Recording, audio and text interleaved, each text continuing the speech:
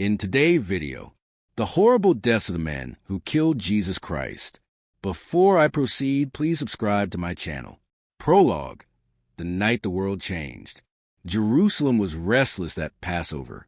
Pilgrims swarmed the streets, lambs bleated in the courtyards, and Roman soldiers watched from every corner with the cold discipline of men trained to quench uprisings before they could spark.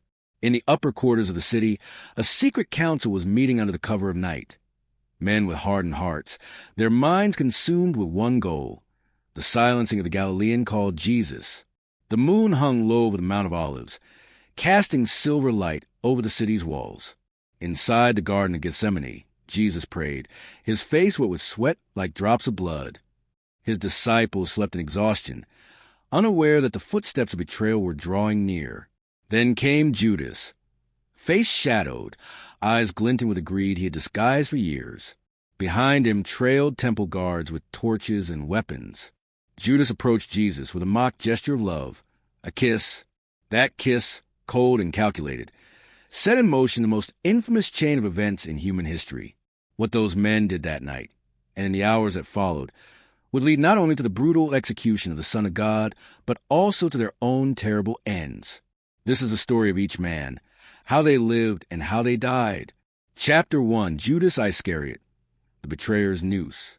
Judas Iscariot had walked with Jesus for 3 years. He had seen the miracles, the blind receiving sight, the lame walking, the dead raised. He had eaten the bread and fish multiplied by divine hands. But his heart, instead of melting, hardened with each act of mercy. The Gospels tell us he was a keeper of the disciples' money bag, and a thief. Silver had always caught his eye, but 30 pieces of it?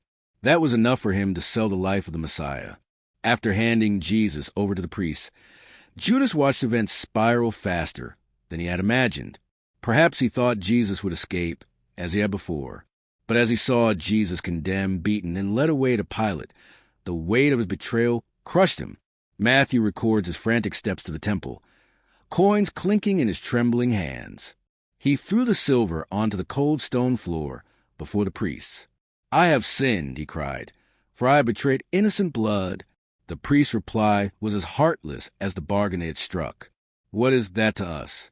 See it yourself." Judas fled into the streets, the world spinning around him. Guilt clawed at his mind like a wild beast. Finally, in a lonely field outside the city, he looped a rope over a tree branch. As he stepped off the rock beneath his feet, the branch groaned and the rope tightened. His body swayed in the wind until it fell